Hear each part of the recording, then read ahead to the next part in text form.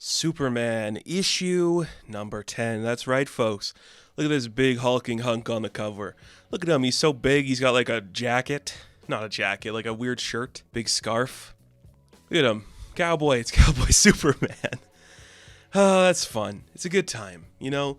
Like sometimes you just need like a... This isn't even like a filler issue, but you just need like a throwaway thing where your character goes to the Old West. That's kind of fun. Superman doesn't like necessarily feel like a character from the Old West, but he is kind of like 80 years old now when his time period when he was first conceived is pretty close to like the end of the Old West era, so there's some bleeding over there, I guess. I don't know, it's kind of fun. We open up this issue with Supercorp, and everyone's trying to figure out what just happened to Superman.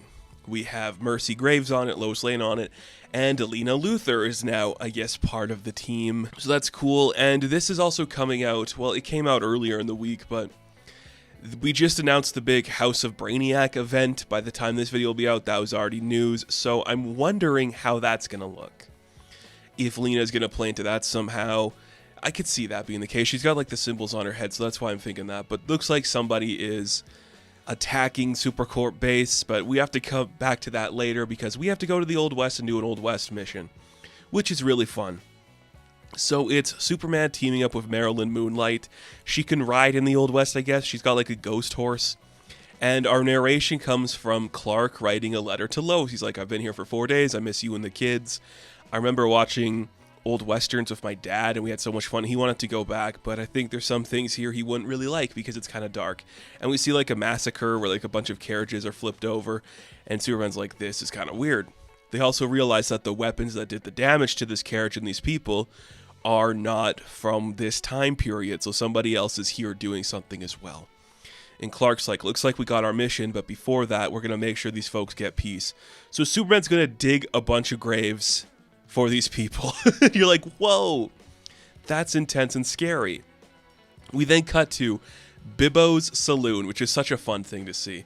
I love that. Bibbo, a name that just is just from Metropolis. It's so cool. We're watching like this colorful character just like spin his gun around and play cards good, and everyone's like, we don't need to hear you talking shit about killing people. That's pretty lame. You're such a loser. And he blasts the guy with his big laser gun, and that's when we realize that, uh-oh, there is an actual villain here doing something nefarious in the Old West. And we see that he wants to... And we see that the old lady from issue 9 who has the 2 kids that are obviously Grafton Farm, she shows up like, there's a weird, like outlaw guy that's trying to attack us and steal our wealth. We'd like to hire you to take him down. And he's like, yeah, sure, don't worry about it. I'll find a way to defeat your evil guy. And he's like, don't bother. You're done terrorizing this town, Terra Man. And that is when Superman walks into the saloon and we realize that this guy that's been terrorizing the Old West for a minute is a classic Superman villain called Terra Man. And you're like, that's kind of fun. He's like, hey, I know your face. You look pretty familiar. Boy, howdy, I can't believe you made it all the way back here, Superman. Crazy. He's like, well, you killed people. I'm always going to find out what you're doing. I love it. Like, this is some fun idea. And it doesn't really feel like filler to me. It's just more like, we're doing something different. You know, we created a character that is built from the Old West and Marylin Moonlight. Why not see part of her origin and have it connect to the larger story? I think it's kind of fun. So how is Superman going to deal with Terra Man? They're going to do it the old-fashioned way. You know, they're going to draw weapons. They're going to shoot at each other and have a shootout. It's pretty fun. And you see, of course, Terra Man cheats, and he shoots on the count of 2 instead of 3. But the sun has healed Superman up nice and well. He's still got his white hat on, so he's like, you kidding me? You cheat? And he just keeps firing at Superman, but it doesn't work. He's feeling better. He's healed up. Terra Man calls his, like, special, I guess, bike or whatever that's going to get him out of here. He's just going to go to a different time period. But the lasso of whatever ghost you want to call it from Marylin Moonlight, she catches him, tears him down. And that's when we see like a spectator, a woman watching from the crowd, watching Marylin Moonlight. And she's like, wow, that's crazy. So Superman just sends him to jail in that time period. He's not going to have any of his devices or technology. He'll just be rotting in a jail cell for a bit. We'll deal with the problem later when it arises. He's got people that could come over and fix that and save that guy. So it don't really matter for the moment. And then we see Marylin Moonlight nods her head down to the woman who is spectating. And that's when Superman asks, like, well, We should head home to Metropolis, but I gotta ask you a question. That lady that you just nodded your hat to when you were spectating with, is that the person you are that you're going to inspire to become a hero? And she's like, yeah, something like that. So then we get a little bit of like the history of Marylin Moonlight, how she becomes a hero. So she kind of became an outlaw back in that time period, just like a normal one. And then she grew up to be an old woman and she died off. And then some people with special technology like tried to resurrect her, and they turn her into Marylin Moonlight, which is just like a ghost. So she starts off as the spirit of Metropolis, just like avenging angel, and then she becomes Marylin Moonlight, who's like an undead person that operates in the moonlight. You know, that's pretty sick. It's pretty fun. I don't hate that concept at all. It's kind of unique and really interesting. So Superman's like, all right, that's kind of cool. Why don't we head back home now? Because he's got the technology from Terra Man.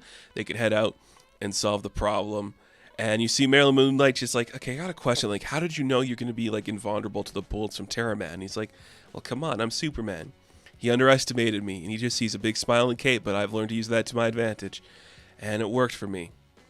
So she fades away because it's the sunlight now, and they're going to work on figuring out who brought her back from the dead to be this avenging angel. It's probably Grafton Farm or whatever.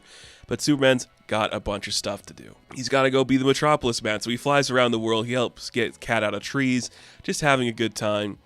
Just flies around looking for Lois, doesn't know where she is. So he heads to Supercorp, and we see there's somebody waiting for him. It's Lena Luthor. She's like, no, you have to run. Please get out of here, please. And there's like a kryptonite like gas bomb that shows up, and that is when we end the issue, and we see that the evil like revenge squad for Lex Luthor has shown up, and we got Grafton Farm, and we got the chain, and we got like a Luthor suit. I don't think Luthor is in the suit because his face is cloaked. I think it's going to be something else. But people are here to hurt Superman. It's like, you have to join us, or you'll be watching as Metropolis falls. And you're like, okay, that's kind of fun. Like, this is a really cool issue. I don't know. I really dig it. I think Bruno Redondo is kind of perfect for this like classic time period. He's got like a very specific style that works for what we're doing here. Yet more of Marylin Moonlight's also really fun. She's kind of interesting. I do like it. It's enjoyable. And just getting some more history about Metropolis, which is kind of like the story Williamson has been telling throughout his Superman run, is like the history of Metropolis, like the world that is Metropolis. It always just like brings on trouble, and like these bigger science fiction characters always trying to do something new and different. I think that's kind of interesting. I appreciate it a lot, actually. It's really cool. I dig this book. It's so much fun. Just good old classic Supermaning.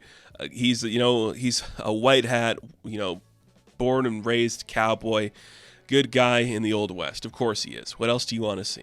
It's perfect. So Superman issue number 10, I am going to give an 8 out of 10. Now, thank you all for watching this review. Be sure to like and subscribe to the channel. As always, you can check me out on Instagram, TikTok, and Twitter. And of course, I will catch you in the next one. Have fun. Stay safe. Yeehaw, everybody. Good luck.